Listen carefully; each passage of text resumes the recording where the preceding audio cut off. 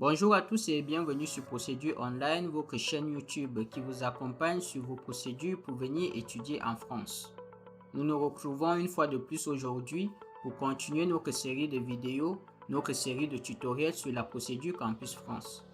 Pour rappel, dans notre dernière vidéo, nous avions vu comment remplir notre panier de formation. Et j'invite celles et ceux qui n'ont pas encore eu à la regarder à le faire afin d'être à jour avec le sujet de la vidéo d'aujourd'hui. Nous avons pu constater que lorsque nous avions rempli notre panier de formation, la partie concernée nous marquait toujours incomplet pour la simple et bonne raison que nous n'avions pas fourni les motivations qui accompagnent ces formations, le choix de ces formations-là. En effet, pour chacune des formations que vous avez choisies, vous devez fournir une lettre de motivation qui va avec. Le but de la vidéo d'aujourd'hui, ça sera donc de vous montrer comment le faire et quel doit être le contenu de ces lettres de motivation. On se retrouve donc tout de suite après le générique.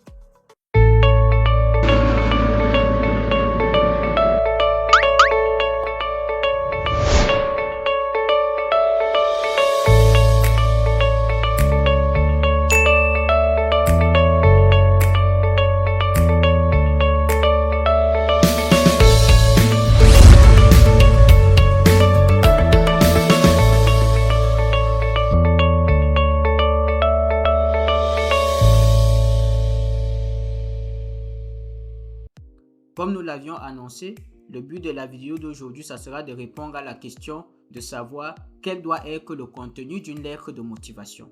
Nous allons développer cela en plusieurs points.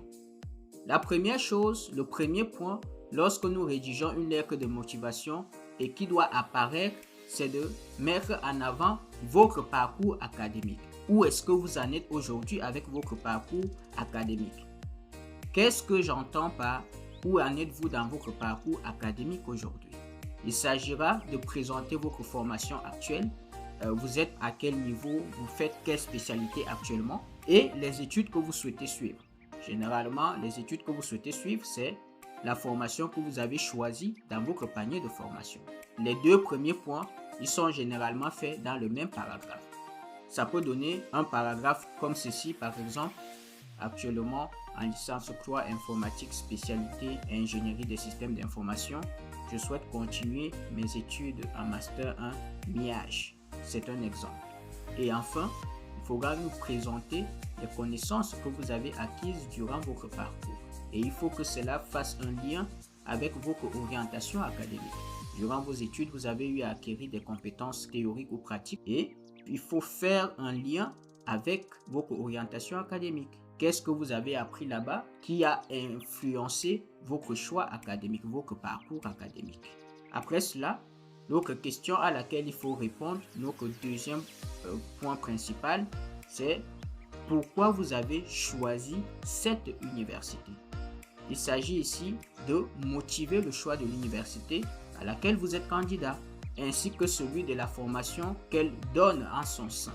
Par exemple, vous pourriez mettre en avant la qualité de cette université-là, de sa formation, de ses étudiants, les différents partenariats qu'elle a avec d'autres universités dans le monde ou bien avec le monde du travail des entreprises. Donc, toutes ces choses-là, vous devez mettre cela en avant pour justifier le choix de cette université-là. Voilà le deuxième point auquel vous devez répondre. Et enfin, la question à laquelle vous devez répondre, c'est qu'est-ce que vous souhaitez faire au terme de votre formation? En fait, il s'agit de dire ici en quelques mots le métier que vous souhaitez exercer à la fin de votre formation, votre projet professionnel en gros. Donc, voilà les différentes questions auxquelles vous devez répondre lorsque on parle de la rédaction d'une lettre de motivation.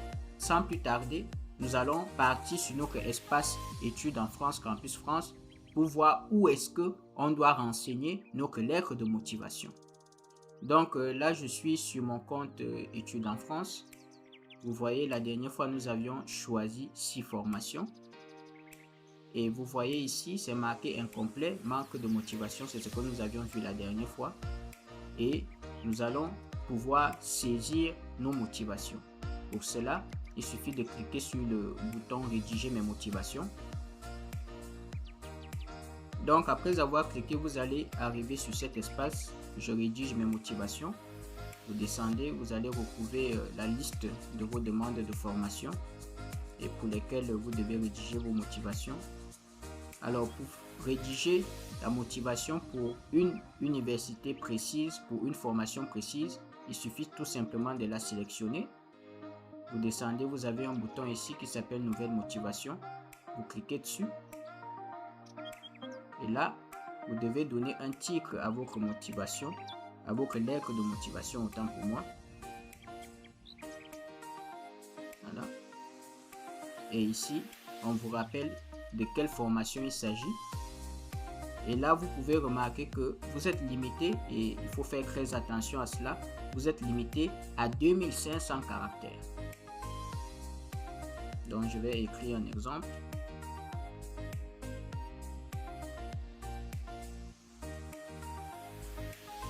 J'enregistre. Et vous voyez que ma motivation, elle apparaît là, avec le titre que je lui ai donné. Vous pouvez le constater ici.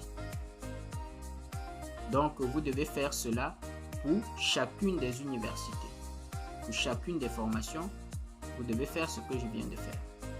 Pour aller plus vite, vous avez aussi la possibilité de fournir une lettre de motivation pour toutes les formations, une seule lettre de motivation pour toutes les formations en même temps. Mais je ne vous conseille pas cela. Je vous conseille plutôt de faire une lettre pour chacune des formations. Parce que les universités ne sont pas toutes les mêmes. Mais pour aller plus vite pour l'exemple, nous allons tout sélectionner.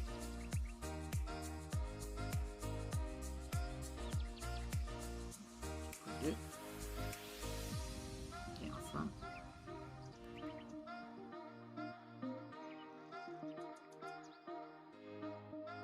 Et là, vous pouvez constater que mes autres motivations sont apparues juste en bas. Et si nous remontons pour revenir en arrière sur le panier de formation, vous pouvez voir que ça marque désormais complet. Si nous revenons à « Je saisis mon dossier », vous voyez, les deux parties sont désormais marquées comme complètes. Ce sera tout pour cette vidéo. Nous avons pu voir comment rédiger sa lettre de motivation, quel doit en être le contenu. Si je devrais résumer, ça serait de montrer votre parcours académique, montrer la motivation de votre orientation, pourquoi vous avez choisi cette université et quel est votre projet professionnel. Si vous n'avez pas suivi les vidéos précédentes, je vous invite fortement à les regarder pour suivre le fil de cette série de tutoriels. Et je vous invite également, si ce n'est pas déjà le cas, à vous abonner à votre chaîne pour ne pas rater les prochaines vidéos. N'hésitez pas également à liker et à partager. Et on se dit à la prochaine pour une nouvelle vidéo sur votre chaîne. Ciao!